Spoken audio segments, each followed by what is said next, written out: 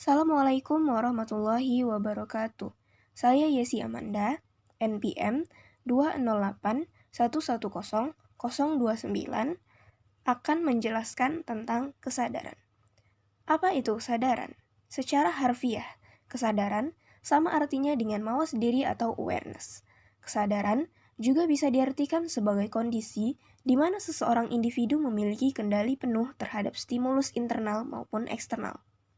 Ada dua macam kesadaran. Yang pertama, kesadaran pasif, dan yang kedua, kesadaran aktif. Kesadaran pasif merupakan keadaan di mana seorang individu bersikap menerima segala stimulus yang diberikan pada saat itu, baik internal maupun eksternal. Sedangkan kesadaran aktif merupakan kondisi di mana seorang menitik beratkan pada inisiatif dan mencari tahu dan dapat menyeleksi stimulus-stimulus yang diberikan. Selanjutnya, saya akan menjelaskan tentang teori kesadaran menurut Carl Gustav Jung. Menurutnya, terdapat 3 jenis teori kesadaran. Yang pertama ialah ego. Ego merupakan jiwa sadar yang terdiri dari persepsi, ingatan, pikiran, dan perasaan-perasaan sadar. Ego seseorang merupakan gugusan tingkah laku yang umumnya dimiliki dan ditampilkan secara sadar oleh orang-orang dalam suatu masyarakat. Yang kedua, personal unconscious merupakan wilayah yang berdekatan dengan ego, terdiri dari pengalaman-pengalaman yang pernah disadari tetapi dilupakan dan diabaikan. Pengalaman-pengalaman yang sifatnya lemah juga disimpan ke dalam personal unconscious. Yang terakhir ialah collective unconscious, merupakan gudang bekas ingatan yang berasal dari masa lampau leluhur seseorang. Collective unconscious tidak menekankan pada pewarisan, tetapi pada kecenderungan bawaan dalam kita setiap kali pengalaman merangsang respon biologis yang diwariskan. Contohnya, seorang ibu akan memberikan kasih sayang pada anaknya yang baru dilahirkan. Respon ini adalah bawaan yang berpotensi atau diwariskan, tetapi dibutuhkan pengalaman individu sebelum itu aktif. Yang terakhir ialah teori kesadaran menurut Sigmund Freud.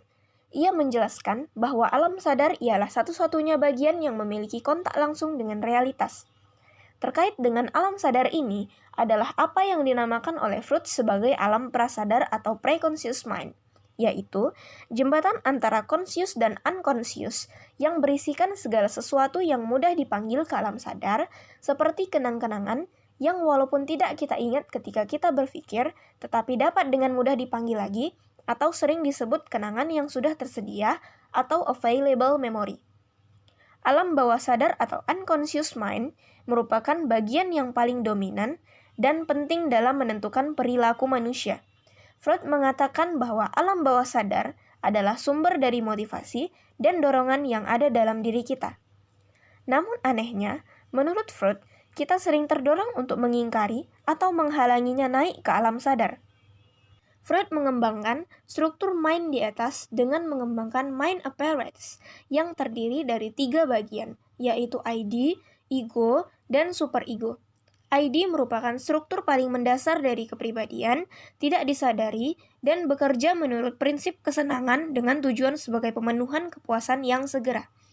Ego berkembang dari ID, merupakan struktur kepribadian yang mengontrol kesadaran dan mengambil keputusan atas perilaku manusia. Yang terakhir ialah superego, merefleksikan nilai-nilai sosial dan menyadarkan individu atas tuntutan moral. Superego berkembang dari ego saat manusia mengerti nilai baik, buruk, dan moral. Apabila terjadi pelanggaran nilai, superego menghukum ego dengan menimbulkan rasa bersalah. Sekian materi yang dapat saya sampaikan. Assalamualaikum warahmatullahi wabarakatuh.